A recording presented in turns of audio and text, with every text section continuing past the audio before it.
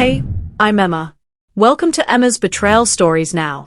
Before we start, go grab a snack and get comfortable for a bit. These stories aren't rushed. They're the kind you sit with. Today's story comes with an update and my own personal opinions throughout the story. Let me know in the comments if you agree or see it differently. Let's begin. I caught my stepmother lying about my inheritance. I took command and changed my future. She had the folder open like a shield, the kind with stiff manila edges that scrape your fingers if you try to pull it away. We were standing in the cramped hallway outside the solicitor's office, too close to the cheap framed prints, too close to the receptionist, who kept pretending not to listen.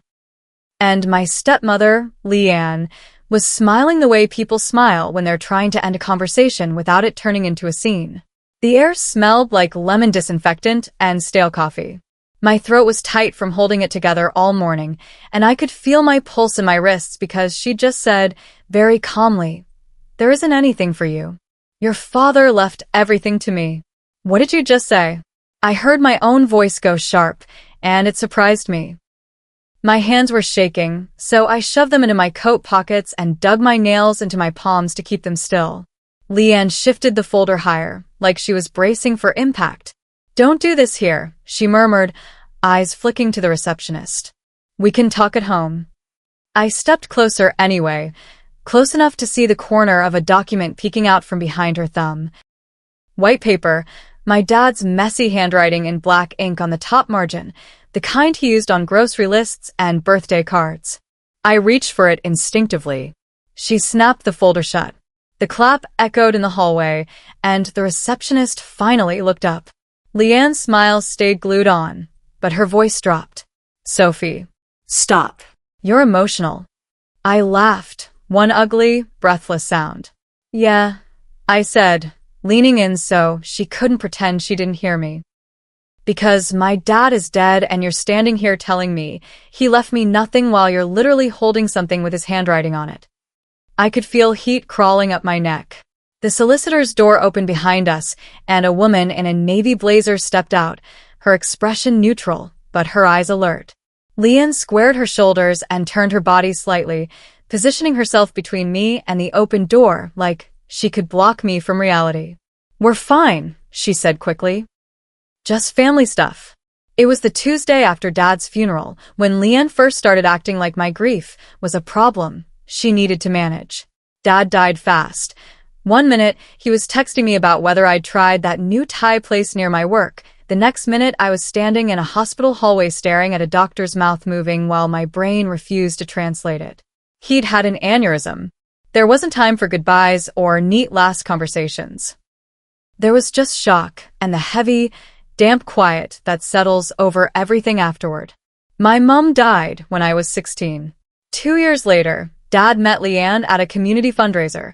She was the organized, polished woman with a practical bob haircut and a way of taking over tasks before anyone asked.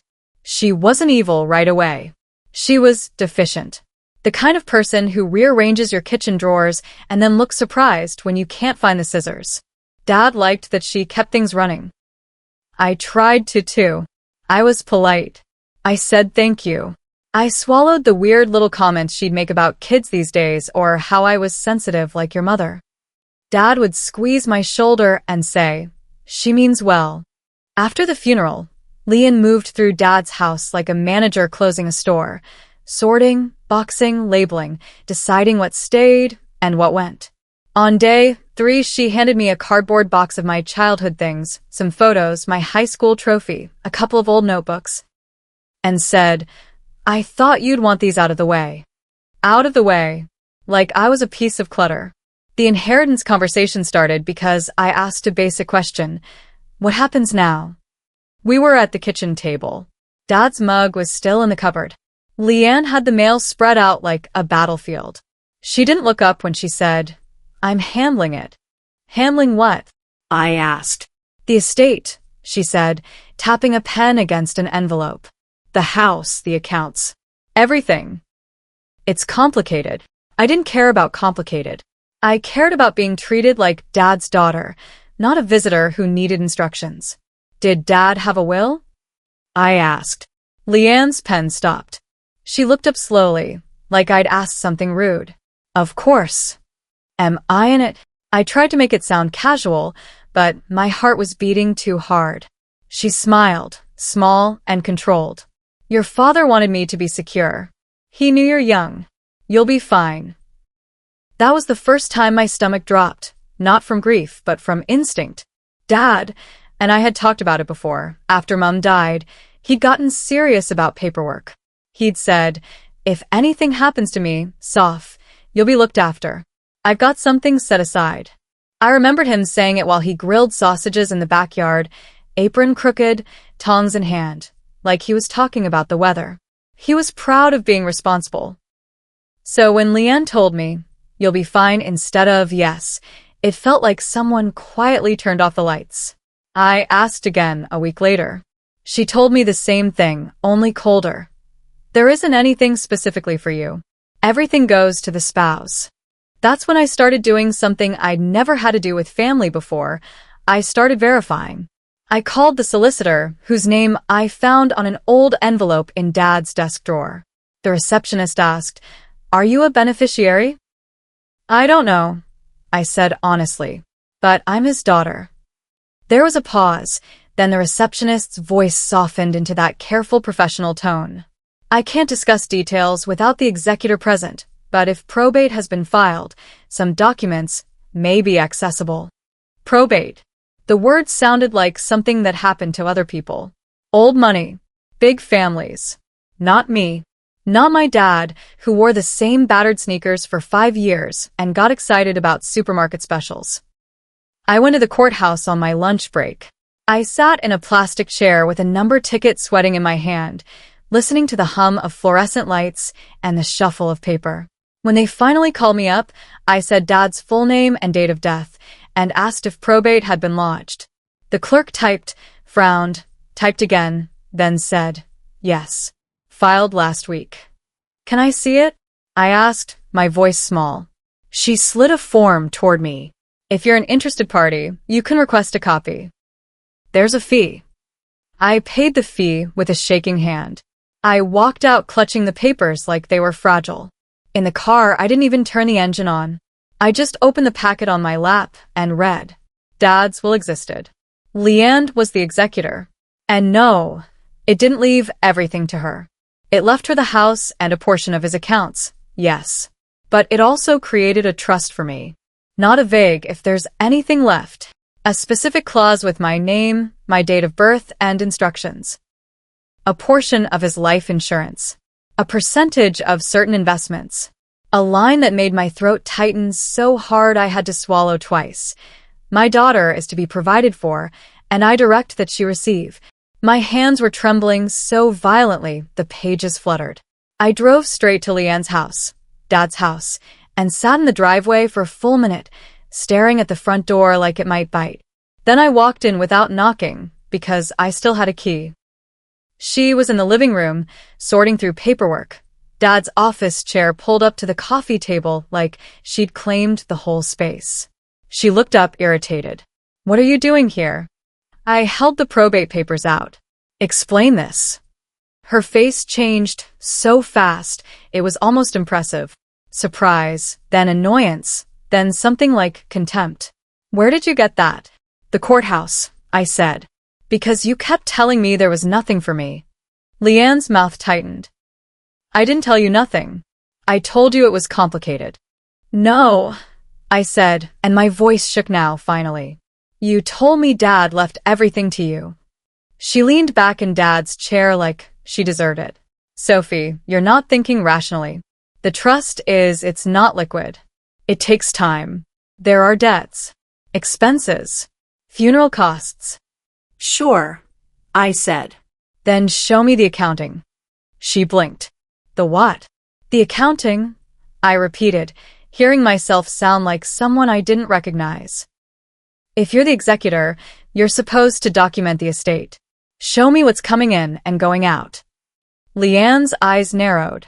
"Who put that idea in your head?" "I did," I snapped, then immediately hated the sharpness in my tone because it sounded like a teenager, not a woman trying to protect herself. I forced my voice down. "Dad put my name in that will on purpose." Leanne stood up, and suddenly the room felt smaller.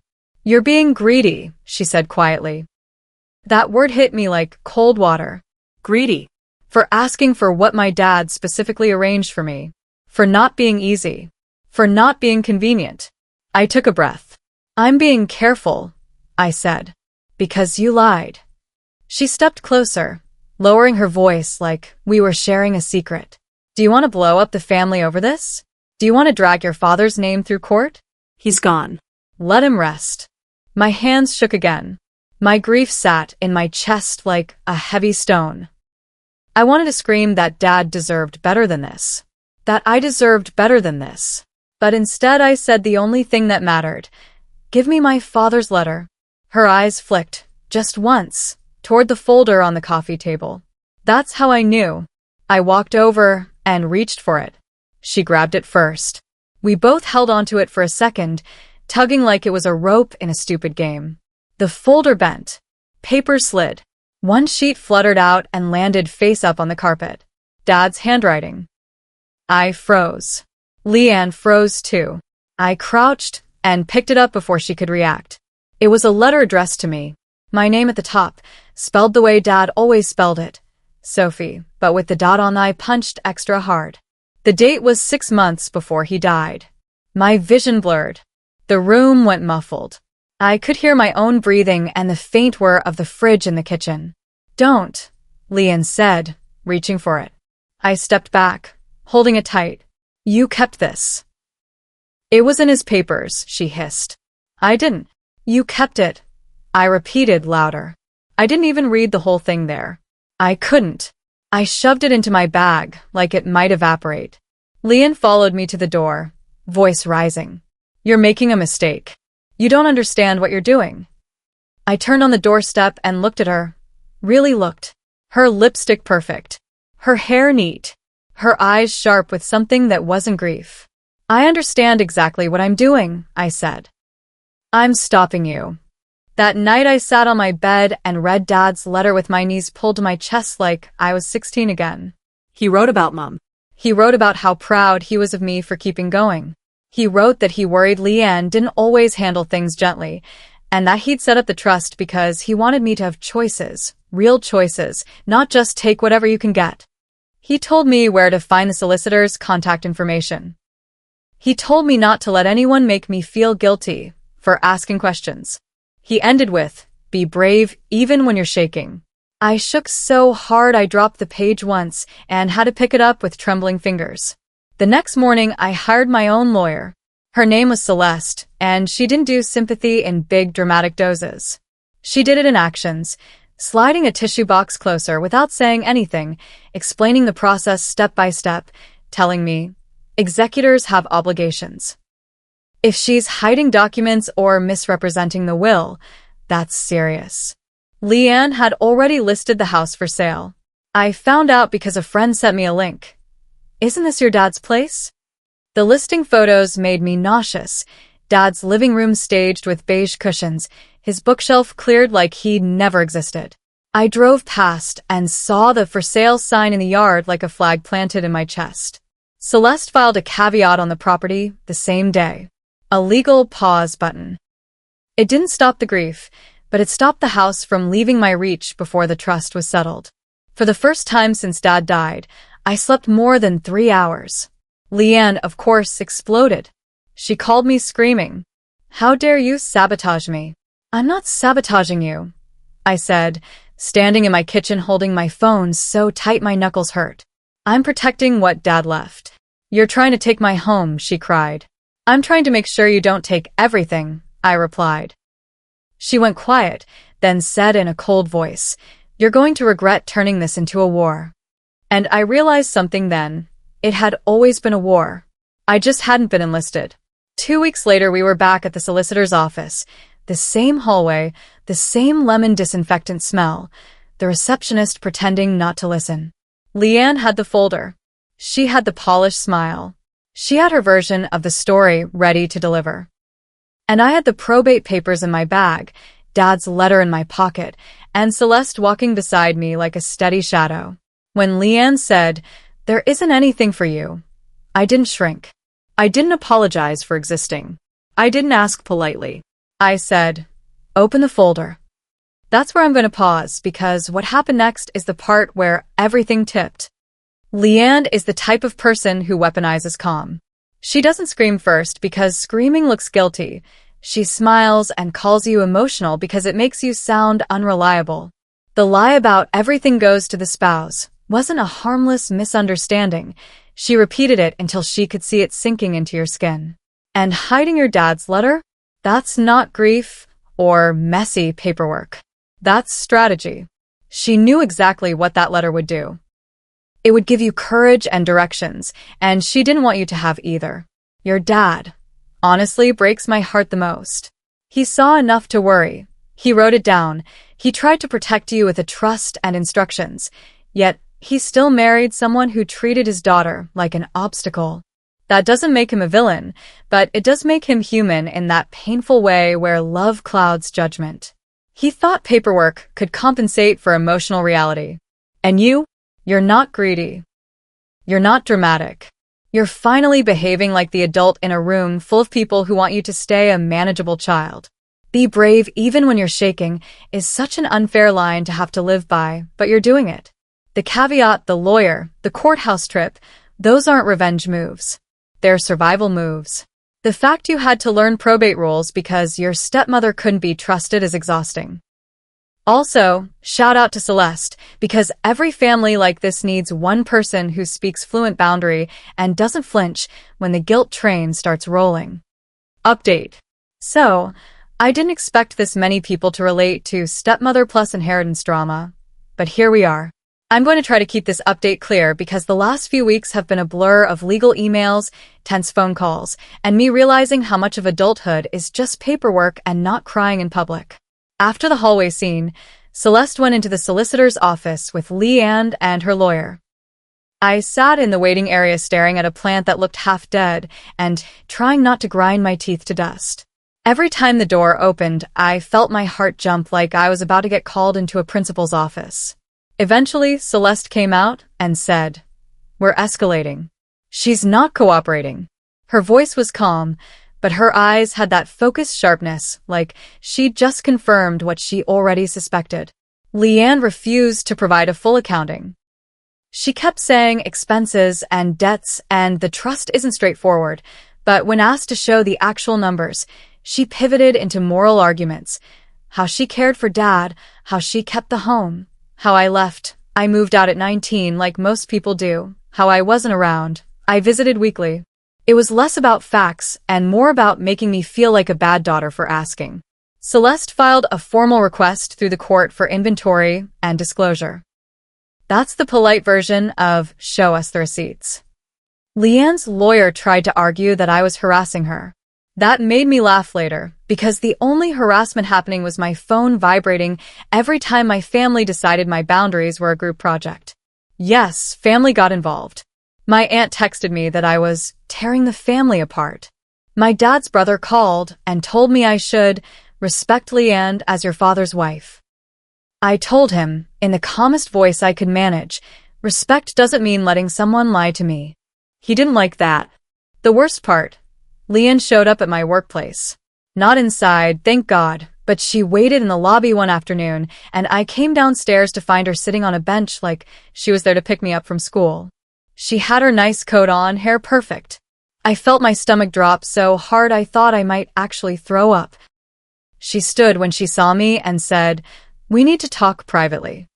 I said, "If you're here about the estate, talk to my lawyer." Her face tightened. "You're really doing this?" "I'm really doing this," I repeated, and my voice didn't shake, which felt like a small miracle. She leaned in like she was going to whisper something kind, and instead she said, "Your father would be ashamed." That sentence hit me so hard I went cold. For a second, I couldn't breathe. I just stared at her and thought about Dad's letter, the one she tried to hide, where he literally told me not to let anyone guilt me for asking questions. Then I said, "Don't speak for him." And I walked away. 2 days later, Celeste called me and said, "We have something." Leanne had submitted bank statements to the court that didn't match what we obtained through the probate disclosures. Not huge discrepancies like movie-level fraud, but enough to show selective reporting. She'd also tried to categorize certain assets as joint that weren't actually joint. The biggest issue: Dad's life insurance payout was supposed to be split according to the will instructions, but it had been deposited into an account Leanne controlled, and she'd been treating it like hers. Hearing that made my hands go numb. It wasn't just lying. It was taking. We had a preliminary hearing. I wore a plain black blazer and sat in the courthouse with my stomach in knots, listening to lawyers speak about my dad like he was an entry in a spreadsheet. Leanne cried in the hallway outside the courtroom. Big, dramatic, public tears. People stared at me like I was the monster. I didn't react. I just kept walking. Celeste said quietly, "Let her perform. Facts win." After the hearing, the judge ordered Leanne to provide full disclosure and paused any sale or transfer of major assets until the estate was properly administered. That meant the caveat stayed. It also meant Leanne couldn't just accidentally move money around. Since then, Leanne has been quieter. Not nicer, just quieter. My aunt stopped texting. My uncle stopped calling. My mum, who I haven't mentioned much because she's been out of the picture since my teen years, actually reached out and said she was proud of me for standing up for myself. I cried at that, which surprised me. Grief does weird things when it mixes with validation. I'm exhausted, but I'm also clear. This isn't about me taking Leanne's home. This is about my dad trying to leave me security and someone trying to erase that because it was inconvenient. I don't know exactly how it ends yet. But for the first time, I feel like I'm not just waiting for my future to be decided by someone louder than me. Back to the story, finishing it off.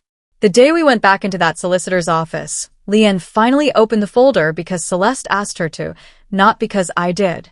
Authority matters to people like Leanne. She ignored me for weeks, but when another professional looked her in the eye and said, "Please provide the documents," she complied like she'd been planning to all along. Inside the folder was everything she'd claimed didn't exist.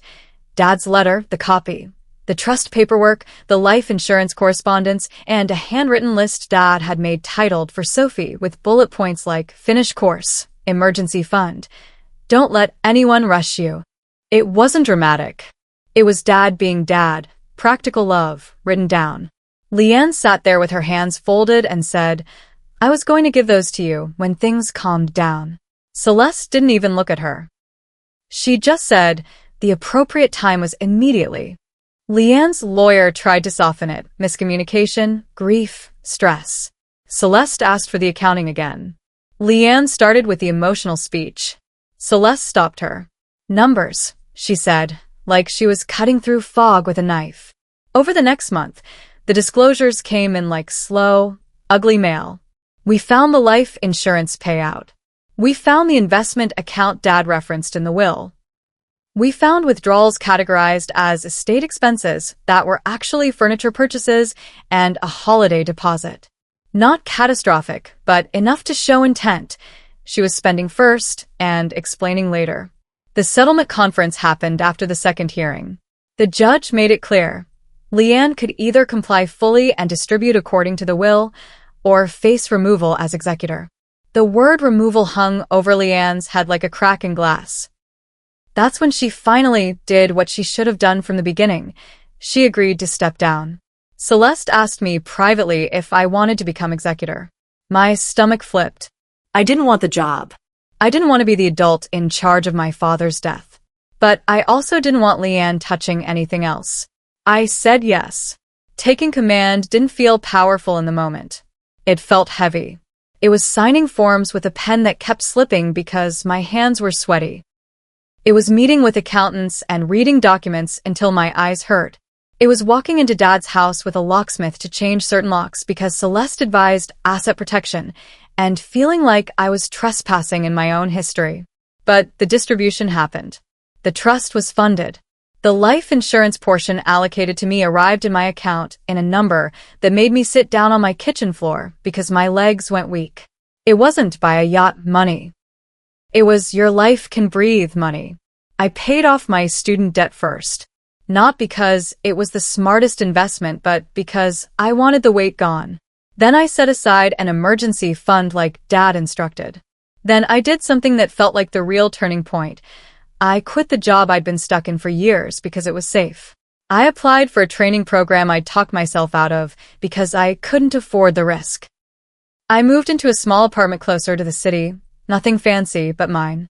I bought a secondhand dining table and ate noodles on it the first night, listening to the quiet and feeling something loosen inside me. Leanne, of course, told everyone she was the victim.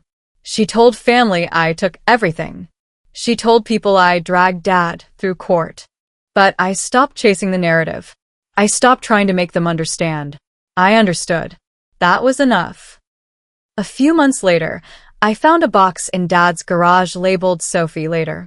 Inside were birthday cards he'd bought early, a photo of Mum tucked into a book, and a notebook where he'd written little thoughts, Dad thoughts. One page just said, "She'll be okay. She's stronger than she knows." I sat on the garage floor and cried in a way I hadn't let myself cry since the funeral. Not the sharp panic crying, the slow kind. The kind that leaves you tired but lighter.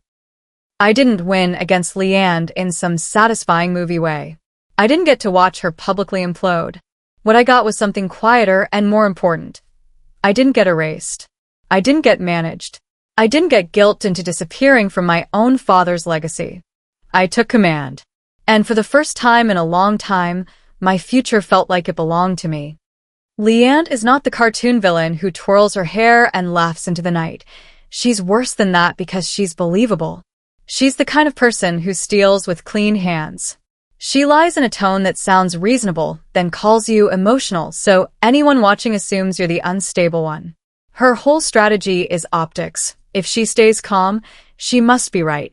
If you get upset, you must be wrong. Hiding your dad's letter wasn't an accident. You don't accidentally keep a document labeled with someone else's name for weeks while repeating, "There's nothing for you." That's not grief. That's control. Your dad makes me sad in that complicated way where you can love someone and still feel the gap they left behind. He saw enough to set up a trust and write you a literal roadmap, which means he wasn't blind. But he still underestimated how bold Leanne would be when money met opportunity. He thought structures would protect you. They did. Eventually, but only because you fought to activate them. That's the part people don't talk about. Paperwork doesn't defend you unless you're willing to insist it matters. You, though? You're the reason this story isn't just inheritance drama. You didn't become cruel. You became precise. You learned systems you shouldn't have had to learn while grieving. You walked into courthouses and lawyers' offices with shaking hands and did it anyway. That's not greed. That's adulthood arriving without warning. And the fact you turned the inheritance into stability instead of revenge tells me everything. You wanted a life, not a scoreboard. Also, Celeste deserves an award for being the kind of professional who doesn't get hypnotized by tears or family guilt. People like Leanne rely on everyone else wanting to keep the peace more than they want to keep the truth. Celeste didn't play that game. As for the extended family members who told you to be the bigger person, they can keep that phrase. It's just a lazy way of saying, let her get away with it so we don't have to feel awkward at dinner. And your stepmother deserves exactly what she got. Boundaries, consequences, and the permanent knowledge that you are not the quiet, manageable girl she thought she could outwait.